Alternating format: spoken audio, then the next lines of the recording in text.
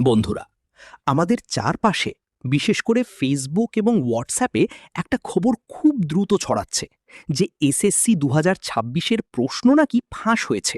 বলা হচ্ছে ১০ থেকে ১২,০০০ টাকায় প্রশ্ন পাওয়া যাচ্ছে। কিন্তু সাবধান, এই খবরটি সম্পূর্ণ ভুয়া এবং এটি একটি বড় ধরনের প্রতারণা। শিক্ষা মন্ত্রণালয় এবং আইন শৃঙ্খলা রক্ষাকারী বাহিনী এবছর অত্যন্ত কঠোর অবস্থানে আছে। সম্প্রতি ডিএমপির সাইবার ক্রাইম ইউনিট এমন একটি বড় চক্রকে গ্রেপ্তার করেছে যারা ভুয়া প্রশ্ন দিয়ে পরীক্ষার্থীদের কাছ থেকে টাকা হাতিয়ে নিচ্ছিল। বাস্তবে কোনো প্রশ্নই ফাঁস হয়নি। যারা প্রশ্ন ফাঁসের পেছনে দৌড়াচ্ছেন তারা আসলে নিজের পায়ে নিজেই কুড়াল মারছেন। এতে আপনার টাকা যেমন নষ্ট হবে, তেমনি আপনার রেজাল্ট এবং কেরিয়ারও ঝুঁকির মুখে পড়বে। তাই গুজবে কান না দিয়ে নিজের পড়ালেখায় মনোযোগ দিন। মনে রাখবেন, মেধা আর পরিশ্রমই সাফল্যের একমাত্র চাবিকাঠি।